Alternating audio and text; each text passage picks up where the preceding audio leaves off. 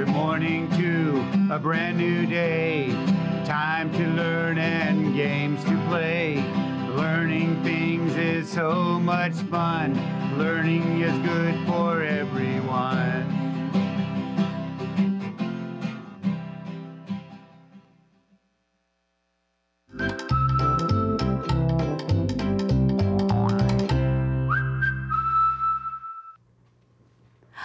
Good morning, third grade. My name is Mrs. Nix, and I am so excited to be here with you to support you as you become amazing thinkers, readers, and writers. Remember a few weeks ago we talked about Geronimo Stilton? Guess what? He's got a sister. I think it's a sister. Yeah, it is a sister. So I've started reading it, and it is so much fun. I wish I could show you all the silly ways that the author and the illustrator have gotten together and really made a creative, fun, engaging story.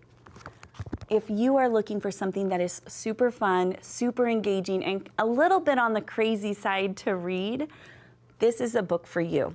So this particular one is Thea Stilton and the Spanish Dance Mission. You can check it out by looking at Sora or going down to your local library. You're going to find all the Geronimo Stilton books down there. All right, so before I put this down, I want to just say a quick shout out to our friends over at Viking Elementary.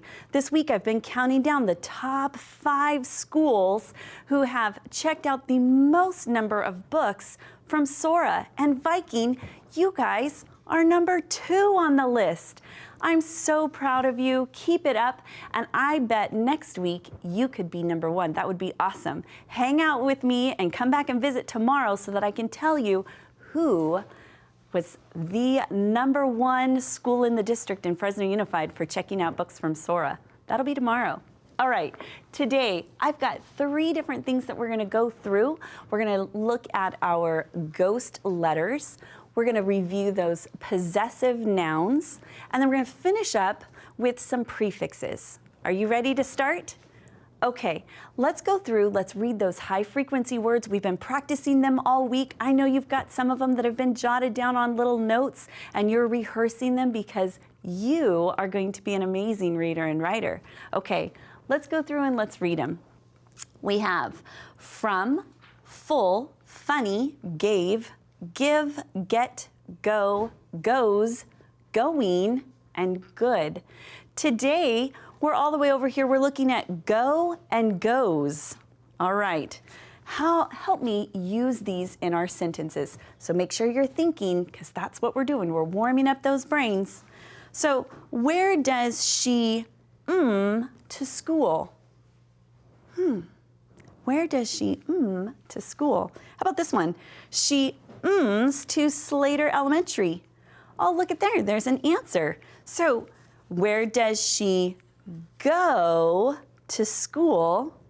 And I would say she goes to Slater Elementary. Nicely done. Good job, third grade. And good morning to all my friends over there at Slater. Quick little shout out for you guys today. All right, let's go through and talk about some of the things that we were going to review today. And the first one, let me get my little ghost because it's almost Halloween. So we changed our silent letters to be just ghost letter digraphs, which just simply means that these letters are there, and even though we see them, we don't hear them. They're very quiet. So looking here, I'm going to start up here at the top. We're going to talk about a few of them, and then we're going to practice. So we have KN, and our K is going to be our ghost letter because we know this word is no, right? So we don't say kano, we say no. And then GN, we don't say gnat, we just say nat. And so here's our ghost letter right there. It's nice and quiet. And then we have right, and remember, our W is our ghost letter. Okay, let's look at a few of them down here. We have ghost, just like we did up here. Our H is the one that we would cover up with our ghost because we don't say host. And then rhyme, we don't say I'm. That H is silent, so that we would cover that up with our little ghost. And then scent, Scent, we don't say sk-int. The C right here is our ghost. It's a very quiet letter. Okay, I bet as you go through and you're doing your reading, you're gonna find there are tons of ghost letters. So I hope you enjoy doing that as you're looking. Okay, let's switch gears just a little bit and talk about some of those possessive nouns. Now, possessive nouns, it's important that we know how to write them, because when we're speaking, you can't really tell a difference. But when we're writing, we have to know some of these rules so that our readers know what we're talking about. Okay, let me explain. So a possessive noun shows ownership. It means that something belongs to them. For example, a girl's book. Now, here's some rules that we have to be able to follow. A singular possessive noun is formed by adding an apostrophe and an S. So a girl's book. See how we added the apostrophe S? That tells us that the book belongs to the girl.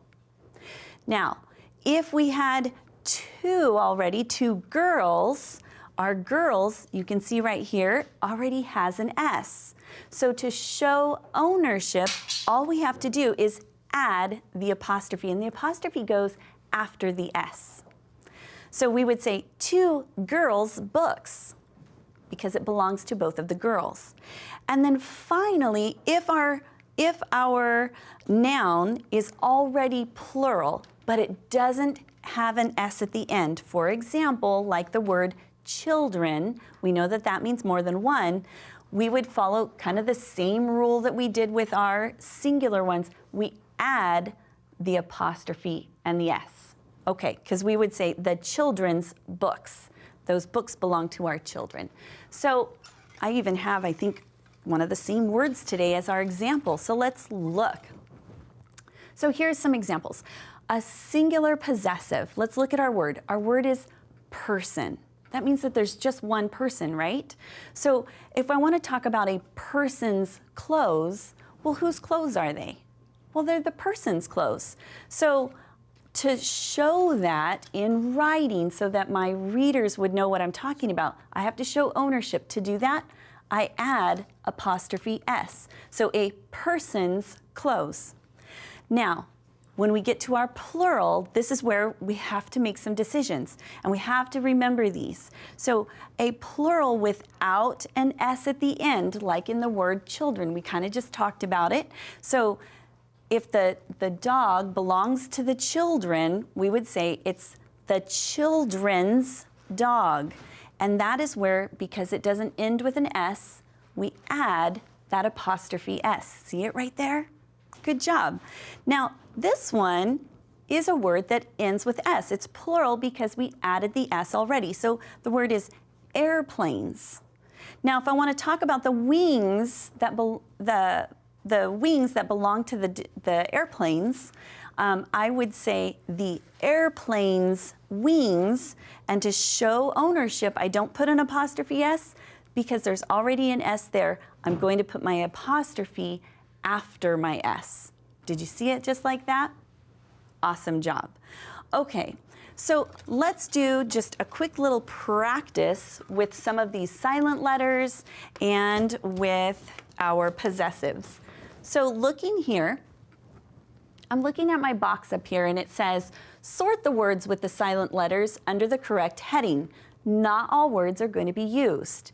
So looking here, let's look right here. What are my choices? I've got KN, WR, SC, GN, MB, ST. These are all things we've been practicing all week, so help me put some of them where they belong. So what's this first word? Scene. Scene, like a scene in a movie. So where would scene go? Oops, and I'm not even going to be able to pull this up. That's funny. Haha. All right, it's going to go over here with the SC. See how that's blank right there? Nicely done. How about this one? Nas. Where would Nas go? Because it's got a silent letter. That's right, it goes over here with the GN. And how about glisten? Glisten. Does glisten have any silent letters? Glisten. Yes, it does. Right here, it has that ST. Excellent job. Okay, we'll work a little bit more on this tomorrow. What I want to do is I'm going to come down here and I want to start talking about some of these possessive plurals. Okay, so my class field trip is next week. We want to show that it belongs to the class, because whose field trip is it? It's the class's field trip. So how do we write that? Help me out. I'm going to write the word class, just like we did before. How do I show ownership? That's right, I have to put an apostrophe S. And I know that that looks funny because it's got all these S's in a row, but that's okay. Remember, we're helping our readers know what we're writing about. How about number 2? We always attend the women basketball games. Okay, so we're going to say, who do the games belong to? The women. So it's the women's basketball games. So we would write women's apostrophe S because it doesn't have an S already at the end. Nicely done. Okay, let's finish off by talking a little bit about, oops, I want to go this way. Talking a little bit about our prefixes, our suffixes, and our base words. So just a reminder that that our prefix is just a group of words, a group of letters that are placed at the beginning of a word. So our base words can be all by themselves and they make sense. But to change the meanings of our base words, we can add a prefix. We're practicing 3 different ones this week. We're practicing re, which means again, dis, which means not, and un, which also means not. Okay, so let's look at a little bit of practice over here. I have 2 of them. I have renaming and reviewing. Okay, what do those words mean? So let's think about it for a second. If I took off the prefix, I have naming. Well, what is naming? Do you ever name your cat at home or a dog? That's right. So what would renaming mean? That's right. It means that you're doing it again. You're giving it a new name, right? Okay, how about reviewing? What does it mean to review? Well, what does it mean to view something? It means you're going to look at it. So review means you're going to look at it again. So help me out. Which of these words go in here with this sentence? Before our quiz, we will be the study materials. I'm glad we will read them again. We're going to read them again. We're going to look at them again. That's right. We are reviewing the materials. You guys are doing a fantastic job. I just want to say thanks for hanging out with me on this Thursday morning. I've had a blast practicing our silent letters, our possessive nouns, and our prefixes. I hope today you have a fantastic day with your teachers. Remember, you're responsible for your learning success, so listen, ask questions, and share your ideas.